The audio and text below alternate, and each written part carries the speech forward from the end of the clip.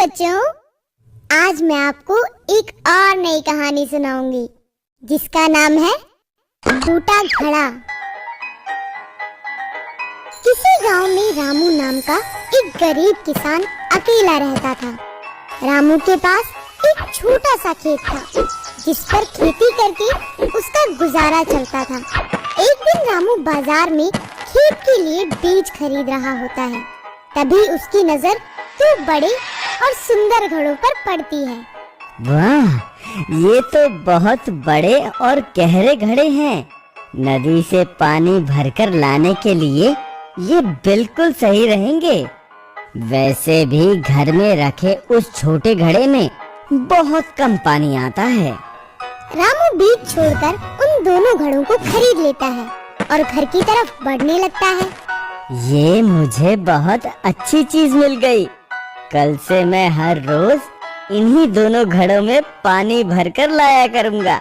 मुझे यकीन है इनका पानी मेरे लिए बिल्कुल भी कम नहीं पड़ेगा। ये सब सोचते हुए रामू घर पहुंचता है। अगली सुबह वो एक डंडे के दोनों किनारों पर रस्सी की मदद से घड़ों को बांध देता है और वो नदी की तरफ चल पड़ता है। रास्ते में वो एक कच्चे और बेजान रास्ते से होते हुए नदी के पास पहुंचता है और दोनों घड़ों को पानी से लबालब भर लेता है। वाह रे वाह, इतने सारे पानी से तो पूरे दिन का काम हो जाएगा। मजा आ गया।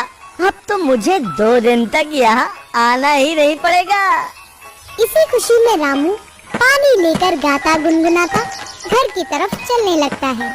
घर पहुंचकर वो जैसे ही घड़ों को जमीन पर रखता है, वो दिखता है कि एक घड़े में पूरा और दूसरे घड़े में आधा पानी है। ये देखकर वो समझ जाता है कि एक घड़ा फूट चुका है।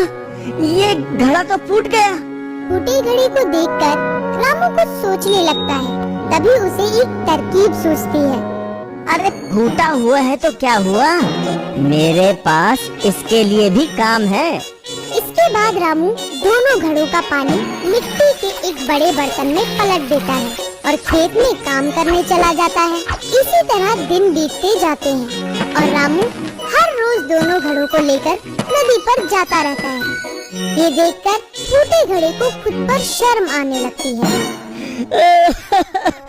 मैं फूटा हुआ हूँ, ये बात पता होने के बाद भी मालिक रोज मुझे अपने साथ नदी पर लेकर जाते हैं। मुझे बिल्कुल अच्छा नहीं लगता।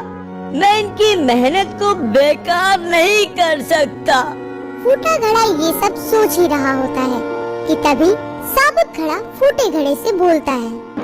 हे, तुम रोज आधा पानी रास्ते में ही गिराते हो और एक मैं हूँ जो रोज पूरा पानी नदी से घर तक लेकर आता हूँ। तुम्हारे जैसा बेकार आज तक मैंने नहीं देखा। साबुत घड़े की बात सुनकर फूटे घड़े को बहुत बुरा लगता है। अगली सुबह जब रामू घड़ों को उठाने आता है तो फूटा घड़ा रोते हुए उससे कहता है, मालिक, मैं फूटा घड़ा हूँ, हमेशा आधा पानी गिरा देता हूँ, फिर भी आप रोज मुझे साथ लेकर जाते हैं। कृपया आज मुझे घर पर ही रहने दीजिए। मैं आपकी मेहनत को और खराब नहीं करना चाहता। घड़े की बात सुनकर रामू उसे अपने हाथों में उठाता है और बोलता है, तुम सिर्फ अपनी बुराई देख रहे हो, पर मैं शुरू से ही उस बुराई के साथ छुपी अच्छाई को भी देख रहा हूँ। इसलिए मुझे कभी भी तुम में कोई कमी दिखाई नहीं दी। मुझ में कोई अच्छाई नहीं है। आपको मेरी जगह कोई दूसरा घड़ा खरीद लेना चाहिए। तो ठीक है, आज तुम मेरे साथ चलो और नदी से वापस आते समय वहाँ खिले फूलों को देखना। मुझे भरोसा है उसके बाद तुम अपने आप से प्यार करने लगोगे। रामू की बात मानकर फूटा घड़ा उसके साथ जाता है और नदी से वापस आते हुए सब कुछ भूलकर सिर्फ रास्ते के किनारे खिले फूलों को देखता रहता है। सुंदर फूलों को देखकर वो बहुत खुश होता है, लेकिन घर पहुंचते ही अपने अंदर आधा पानी देखकर वो फिर मायूस हो जाता है। मैंने आपसे कहा था कि मैं किसी काम का नहीं हूँ। अभी रास्ते में जिन फूलों को देखकर तुम अपनी कमी को भूल गए थे, वो फूल किसी और ने नहीं बल्कि तुमने ही उगाए हैं। हर रोज जब हम नदी से वापस घर आते हैं तो तुम्हारा आधा पानी उस धरती पर गिरता है, जिससे उन फूलों को उगने में मदद मिलती है। तो फिर तुम कैसे कह सकते हो कि तुम किसी काम के ही नहीं हो? तो उन्हें मैंने उगाया है। जब पहले दिन मैंने तुम्हारे अंदर आधा पानी देखा, तभी मुझे पता चल गया था कि तुम फूटे हुए हो। इसलिए मैंने उसी शाम वहाँ फूलों के कुछ बीज बो दिए थे और फिर रोज तुम अपने पानी से उनकी सिंचाई करते रहे। देखो आज वो बीज कितने सुंदर फूल बन गए हैं। सिर्फ तुम्हारी वजह से आज वो बेजान रास्ता भी खुशनुमा हो गया है और मेरी मदद भी हो गई। इन सब में आपकी मदद कैसे हुई?